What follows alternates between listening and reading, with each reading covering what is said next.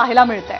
आपण आपला सहकारी शिशुपाल आपल्या सोबत आहे आणि शिशुपाल आपल्याला ही सगळी राज्य इलेक्शन कमिशनच्या आकडेवारीनुसार या राज्यांमध्ये काय चित्र आहे आणि या राज्यांचा जो मॅप आहे निवडणुकीच्या दृष्टीने विचार करता तो कसा बदलला या निवडणुकीनंतर ते समजावून सांगणार आहे. शिशुपाल, काय आकडेवारी आहे, काय चित्र आहे?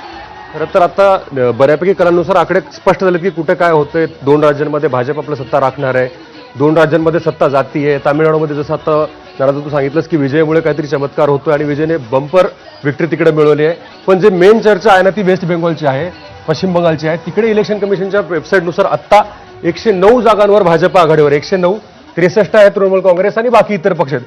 पण जो या अख्ख्या निकालाचं किंवा आता जे काही ट्रेंड्स येतात त्याचं सगळ्यात वैशिष्ट्य जे आहे ना तो आहे हा नकाशा. इलेक्शन कमिशनच्या वेबसाईटनुसार हा जो आत्ताचा ट्रेंड आहे हा ट्रेंड आहे पश्चिम बंगालचा नकाशा. जर पाहिला आपण तर पहिल्या टप्प्यामध्ये पश्चिम बंगालच्या होत्या 152 जागा आणि दुसऱ्या टप्प्यामध्ये होत्या 142 जागा. तर 152 जागा ज्या होत्या ना जिकडे भाजपचा ऑलरेडी स्ट्रॉंग होल्ड होता तो होता हा सगळा भाग.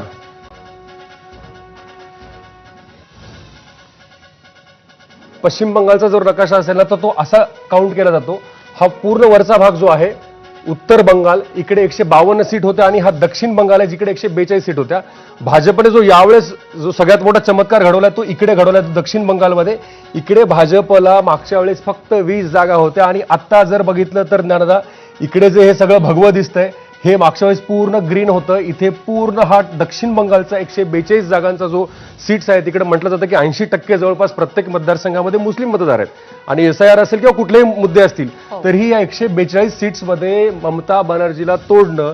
इथं हा पूर्ण एरिया जो आहे तो कोलकातावाला आहे. इकडे तर भाजपला मागच्या 3 निवडणुकांमध्ये अजिबात यश मिळालं नव्हतं. पण या निवडणुकीमध्ये भाजपने जो त्यांचा मेन कोर होता उत्तर बंगालचा तो तर साबित ठेवलाच आहे. तिकडे त्यांच्या सीट्स आहेतच.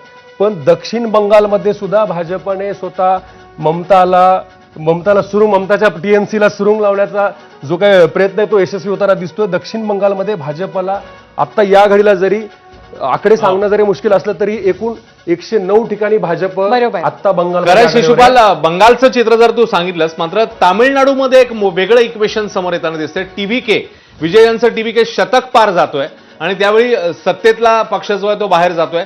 अर्थातच TVK सत्तेमध्ये येणार निश्चित आहे, त्यांना कोणाची तरी साथ लागणार हेही निश्चित आहे. मात्र हा करिश्मा कसा घडला, TVKने कसं चित्र बदलवलं, कसा उलटफेर केला TVKने? शिशुपाल, विजयच्या बाबतीमध्ये ना अश्विन जर सांगायचं झालं तर विजयने 2 वर्षापासून तामिळनाडूचा प्रत्येक मतदारसंघ फिरलाय. विजय एक तर स्वतः सुपरस्टार आहे आणि त्याला त्याचा फॅन बेस खूप मोठा होता. सगळ्यांना सुरुवातीला वाटलं की दक्षिण भारतातली जी राजकारण चालतं आणि स्पेशली तामिळनाडूमध्ये MJR असतील, करुणानिधी असतील, जयललिता असतील, तिकडे अभिनेता नेता बनल्याचं आपण अनेकदा बघितलं. आणि कमल हसन त्यातल्या त्यात अजून एक उदाहरण. पण लोकांना असं वाटलं होतं की कमल हसन प्रमाणेच विजयचं सुद्धा काहीतरी असंच यश नाही मिळणार विजयला. विजय येईल, हवा बनेल आणि निघून जाईल. स्टॅलिनने कदाचित तिथं विजयला आखण्यात कमी लेखलं असं वाटतं आणि त्याचाच परिणाम आपल्याला इकडे दिसतो की इलेक्शन कमिशनच्या ट्रेंड्सनुसार आताही विजयचा पक्ष 103 जागा आणि जे सत्तेत होते DMK यांचं अलायन्स होतं काँग्रेस आणि इतर स्थानिक पक्षांचं ते 38 जागांवर लुडकलेत.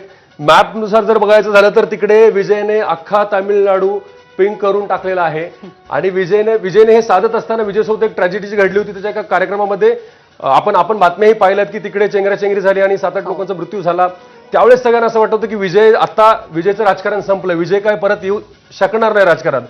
पण त्यानंतर विजयने जी एक ट्रिक केली, विजयने स्वतः फिल्म इंडस्ट्रीतनं निवृत्तीची घोषणा केली. माझी शेवटची फिल्म असेल असं सांगून त्याने ती इंडस्ट्री सोडली आणि त्याने त्याच्या शेवटच्या भाषणात सांगितलं की इथून पुढे जे माझं अख्खं आयुष्य असेल हे मी माझ्या तामिळनाडूच्या जनतेसाठी असेल.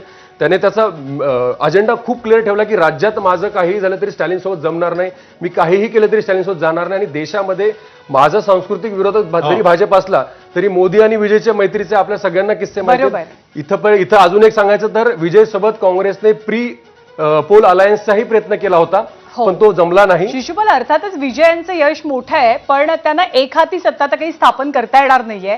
एखाद्या राजकीय मित्राची निश्चितपणे गरज लागणार आहे. केशव